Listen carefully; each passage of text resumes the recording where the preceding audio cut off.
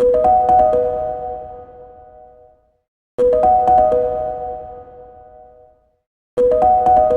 front design has been completely changed from the previous model. You don't get the DRLs which you were getting over here.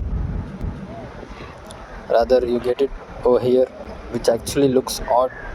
The current model looks seriously odd compared to the previous generation. Suzuki should have just worked on, improving the smoothness of the engine and just the battery issue, rather than changing the front look of this scooter, because the previous was just a gem compared to this. But yeah, you can't do anything because companies keep on changing and they won't take the customers review and all. But yeah, this looks okayish, not that so great. The reason why I chose Axis over any other scooter was just because of the engine and the premium looking scooter in the 125cc segment. See, the parts are completely fiber. It's 90% fiber and 10% iron. See, this is fiber. Except this, everything is fiber. See, the headlight has been made looking downwards, which improves the throw, which actually the previous model was lacking. And get the two pockets over here, which is very useful to keep your snacks, other small stuffs, rather than opening the boot every time. And the foot pegs have been changed for the pillion, but this looks like a cheap quality. Cheap in the sense the design seriously odd. No quality in this. The silencer remains the same, just the design has been changed. That's it. No much changes. And coming to the rear section, you just get the 10-inch wheels with the Maxxis 90 by 100, which is a shitty tire, I would say. If anyone's buying Axis, please swap it with an MRF or an Apollo, because these tires seriously slip a lot. I have been experiencing it a lot day to day.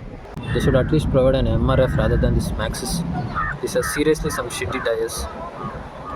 They slip a lot. So coming to the rear section, you get an external fuel filling, and the tail lamps have been changed completely. You get this separate lights. Coming to the seat, you get a large and wide seat, which you would were getting in the previous model also. It's comfortable for both the rider and the pillion.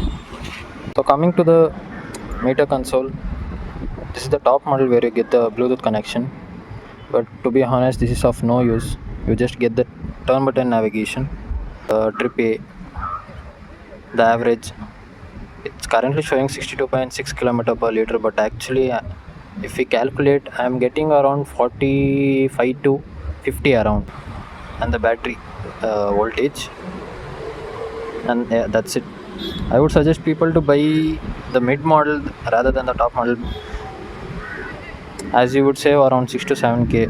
This Bluetooth is completely useless. Suzuki should work on giving the TFT display and providing the Google Maps for the connectivity rather than the Suzuki app itself. So it's been like 2 months of owning Access with me, and I recently got the first service done. In the first service, I got a bill of 710 rupees around, which included the oil change, the lubrication, and the polish which they applied. It costed me around 710 rupees, which is okay compared to the other brands. Suzuki is actually costly. Owning Suzuki is costly compared to the other brands such as Honda, Yamaha. The initial impressions are good. The engine not the smoother, I would say. After the first service, it has got even more smoother compared to what I got it as new. Coming to the brakes are crisp and sharp. It holds on tight, so no worries on that. No, compromise on brakings. If I would rate this scooter out of 10, I would give a 8.5 out of 10. So after the first service, they just drone my brakes. Now the vibration have started in the handlebars, which were not existing before the first service. I live in Bangalore. I drive mostly in the cities. So before the first service, the meter was actually showing around 52 to 53 kilometer per liter of mileage.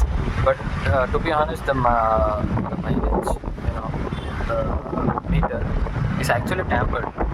Because when I went to the Suzuki showroom for my first service, I actually noticed in other Suzuki Access scooters also, it was showing the same 52 to 53 around.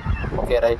So it's completely tampered. Don't blindly depend upon that. So you can expect around 45 to 50 from the 2025 Access. So no compromise on the mileage also. 45 to 50 is a good mileage in the city. So in the highway you can expect around 50 to 52, not more than that. So the 2025 Access is one of the best scooter in the market. If you're planning to buy a scooter, it may be 110 or 125. I would suggest you people to either go with the Activa 6G, Activa 125 or the Access 125, right? Please don't go with the TVS because it has some shitty quality parts, not reliable. Please don't go with the TVS. Either go with the Access or an Activa, right? They would last long.